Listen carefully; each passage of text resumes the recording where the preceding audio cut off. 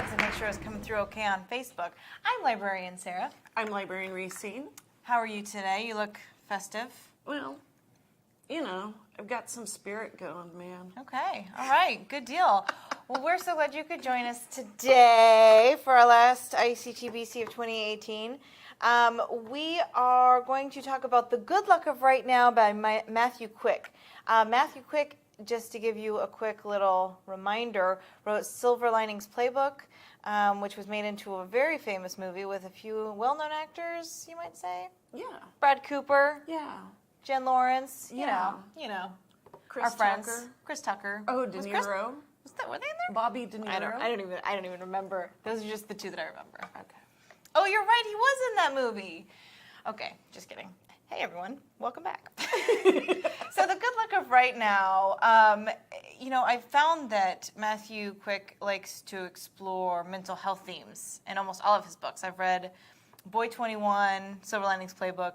He also wrote Forgive Me, Leonard Peacock, and then this one. And so we follow the story of Bartholomew Neal, who unfortunately just lost his mother to cancer, brain cancer, worst.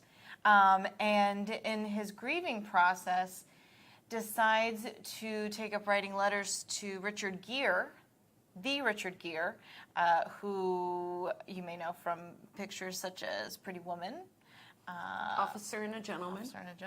And a bunch of others. We're not going to list his IMDb page. But anyway, so he starts writing letters to Richard Gere because as his mother was succumbing to her illness, she kept calling him Richard. And he found this letter to Richard Gere, or this, it was one of those... It was a form letter to ask for money for support for Tibet. Right. So he thought that Mom had kept it in her underwear drawer as, this secret little Richard Gere memento. Yeah. So it's, the whole novel is in these letters to Richard Gere. Right.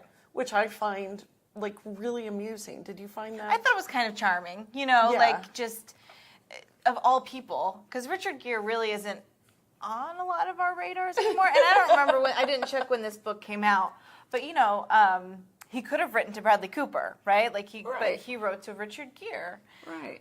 Very popular in the 80s. Who would you write to? I would write to Michelle Obama. That's a good one. Why? Who would you write to?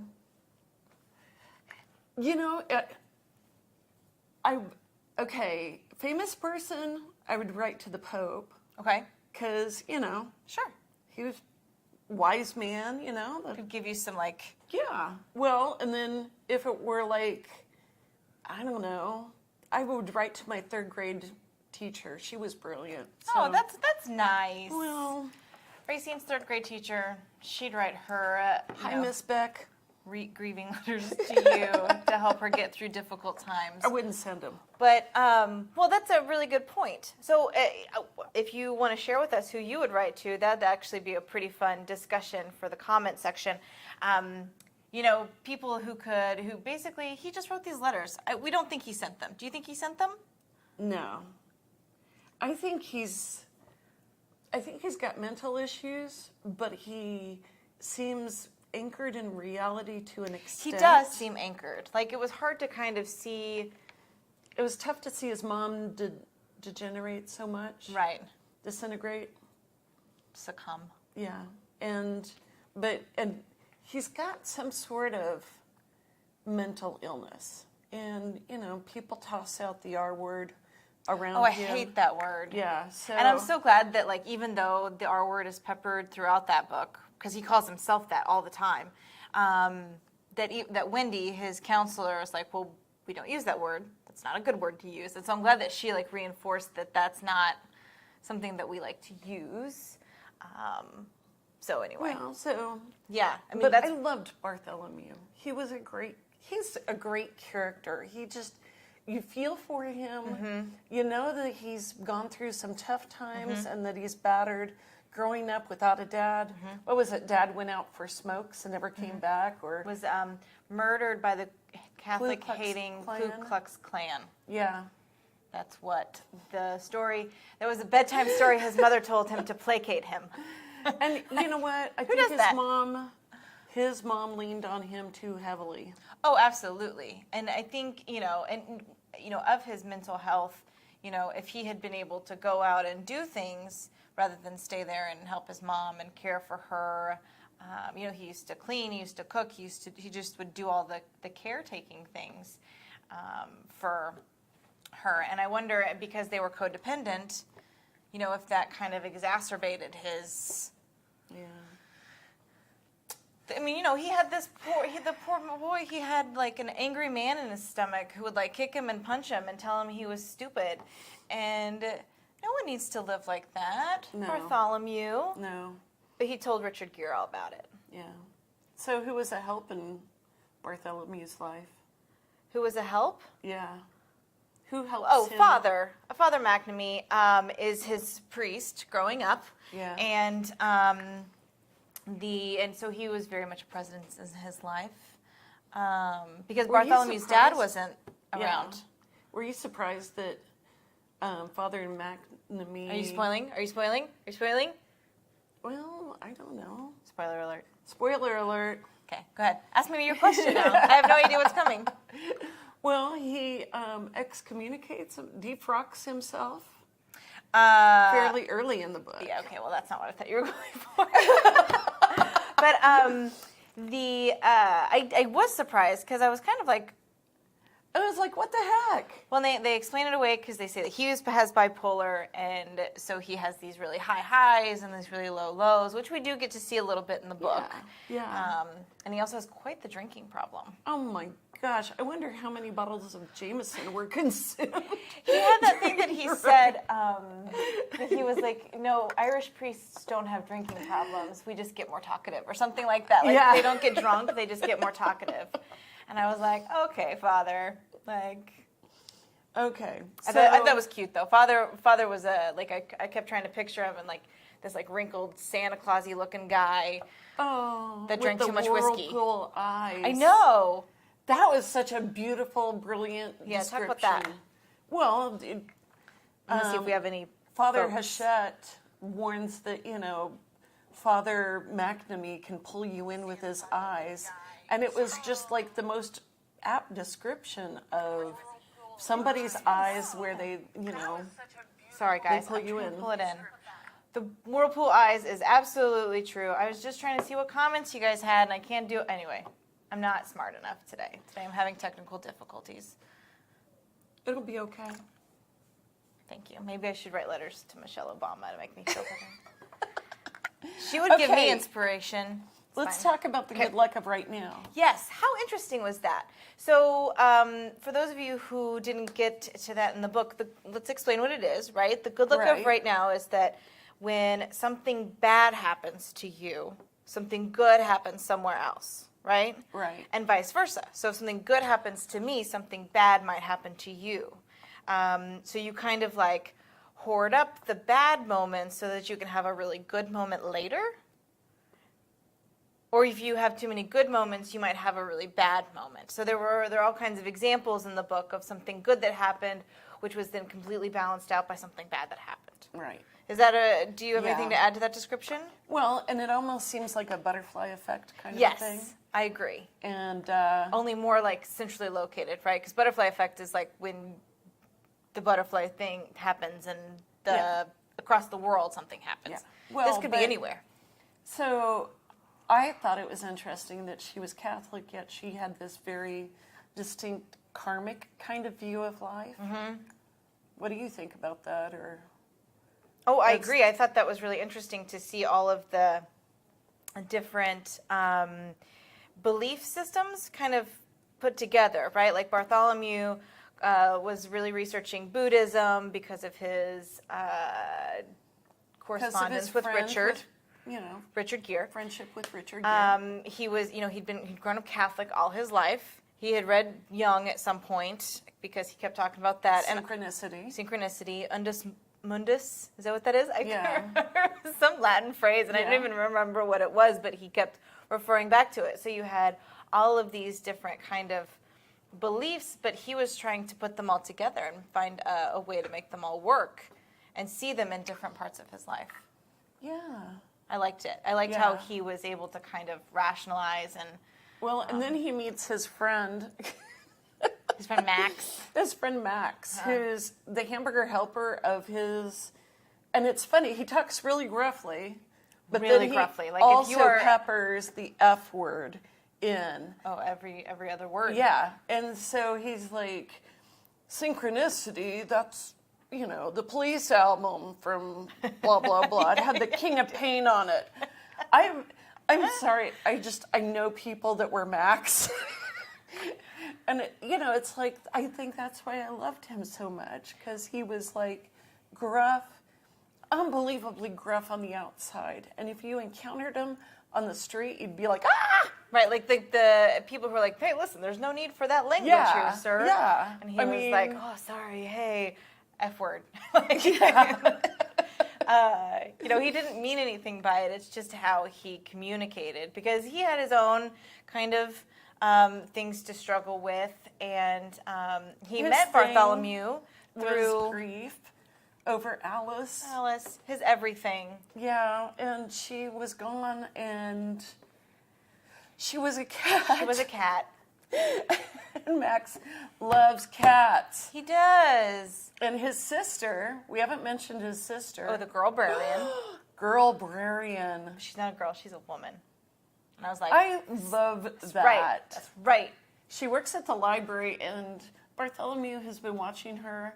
She has this like veil of hair, and when she shelves, she's like really diligent, and she kind of boops each book when it goes to the right place. Oh, that was so sweet. I thought that his descriptions throughout the book of these characters and some of the the actions that they were doing, I thought they were really poignant in a lot of ways. The Max who just was grieving over Alice, Elizabeth with her, like how she took such care with the books, Father as whirlpool eyes, and how he would just pray, like he was either praying or drinking. That's all he really did. Oh my gosh, I didn't even think about that. Yeah. Yeah. Because he said, Either Bartholomew said praying that or drinking. he would sit in his living room For like 9 hours and pray. just kneeling with his eyes closed. Oh my gosh. Because if you opened them, the whirlpools would suck you in, right? Yeah. But I thought that Quick does a nice job with describing each of these characters and making them really There's endearing. an economy of language that I love how he But he came really close. succinctly. I'm going to give it a little bit of a critique here. I think he came really close to making them caricatures instead of characters. Like sometimes Max's language was almost like he was like I could see the author trying too hard. Yeah. Do you see that? Did you feel that at all, or is that just Okay. me? And two, let me just say something real quick, because it's like I don't like sentimentality. I hate to be suckered into a feeling. Yeah. And this book, the last 20% of it, sorry, I read it on Kindle. I did too, actually. But we have copies in the system. It's just that I didn't plan ahead well enough. Well, so the last part of it, Niagara Falls, baby. Really? Yeah. I couldn't help it. It was so sad. Yeah. And I mean, did it seem that way? Did it seem manipulative to you? Because it was like, I don't know. I mean, there's It's some hard to really say. horrible things that happens in Bartholomew's life. Yeah. So anyways, if you've read this and We're not going to give you all those spoilers. Yeah, I no, think we can keep 'cause- those secret because we want you to read this book. I don't know that it was something that got as much, praise as Silver Linings Playbook, but I do think it's definitely worth reading. I Yeah. think that Bartholomew is one of those characters that's going to stick with me for a while, and I did like the structure of how he wrote letters to Richard Gere. I thought it was kind of a cute little shtick. Eventually Richard Gere becomes this like voice in his head, and I'm kind of like, but Oh yeah, that's right. He's hallucinating Richard Gere. at right. times. And I was kind of a little bit confused as to like how that was playing out. Like he was having conversations with Richard Gere. He was like, But okay, I will Richard go talk to the Gere girl ends Brarian. up being like this, like a cheerleader or a coach to him. Right. You can do this, bud. Big guy. Big guy. You can do this, buddy. I was like, man, I haven't thought about Richard Gere in so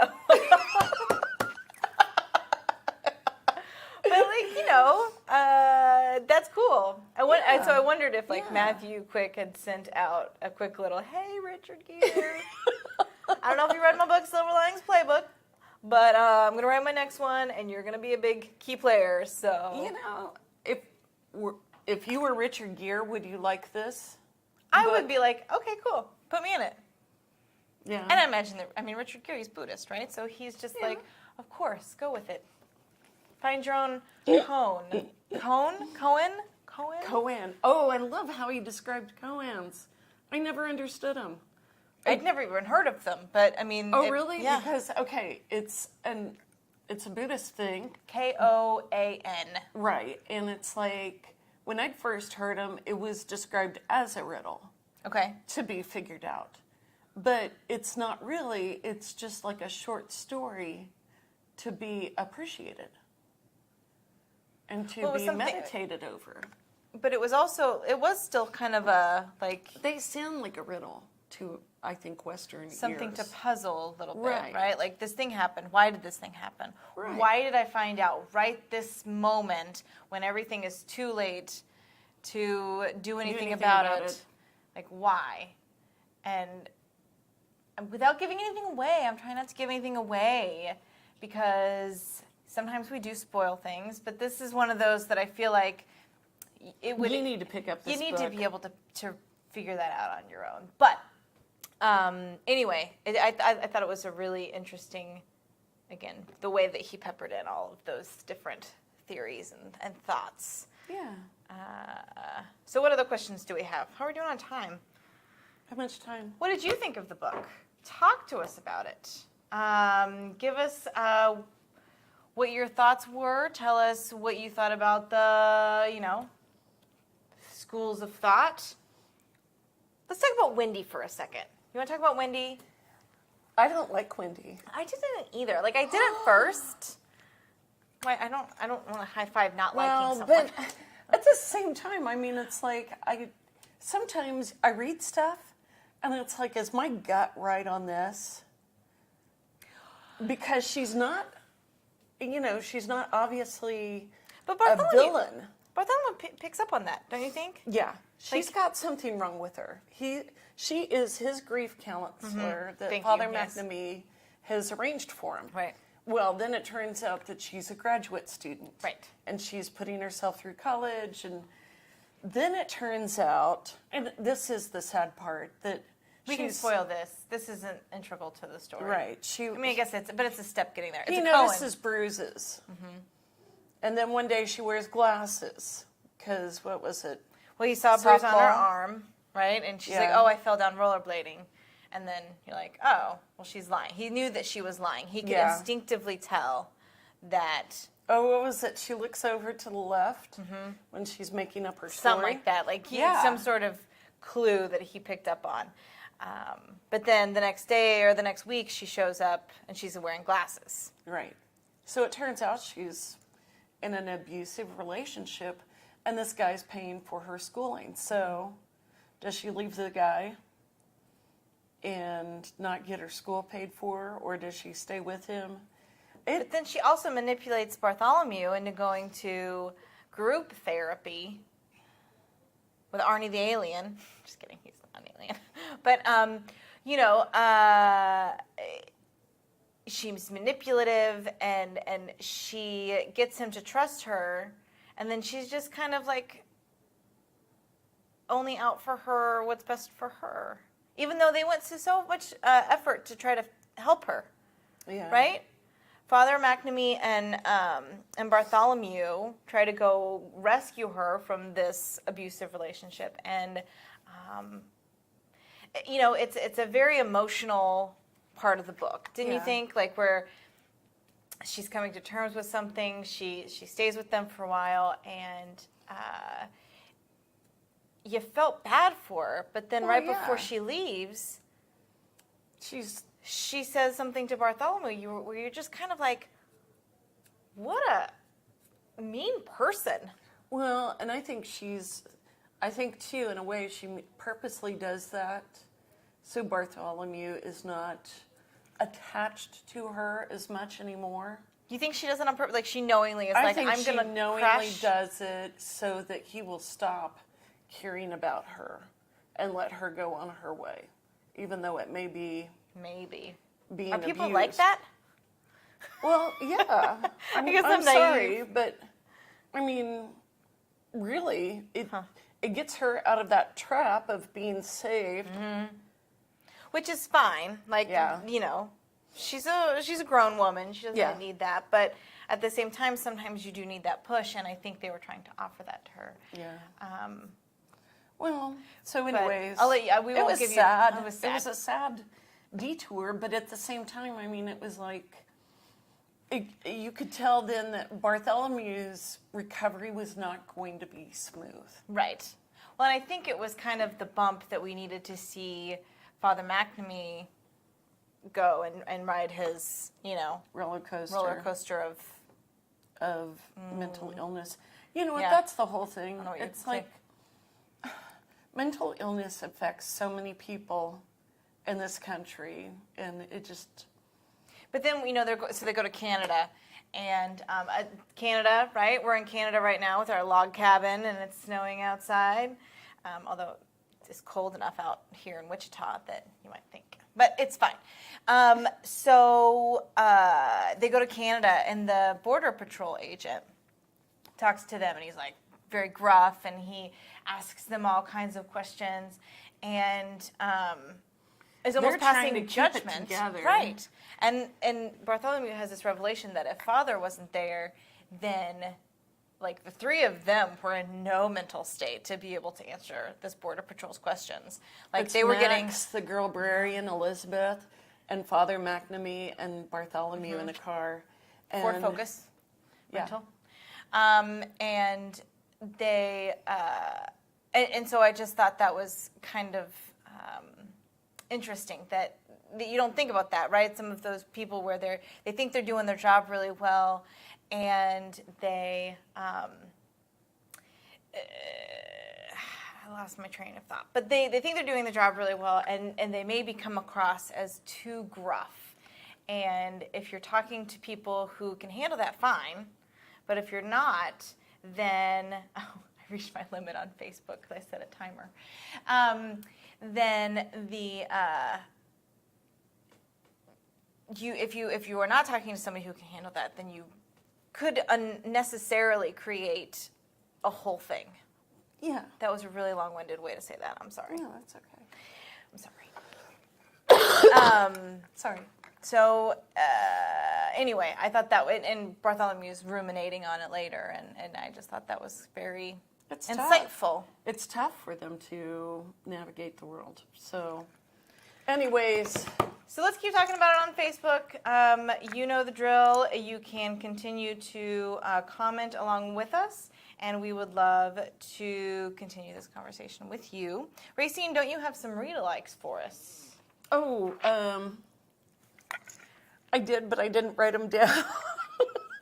We're going to put a set of them on here in a little bit. Okay. We'll get them on our website. We'll share a link on our Facebook thread here. And anyway, thanks for doing this with me all year long. It's been a wonderful year. You're lovely. You're lovely. Hey, and thank you, all of you wonderful folks out there in the Facebook-verse. We are very grateful for you, and we hope that you have a wonderful holiday season, and we'll see you next year, hopefully. Sometime?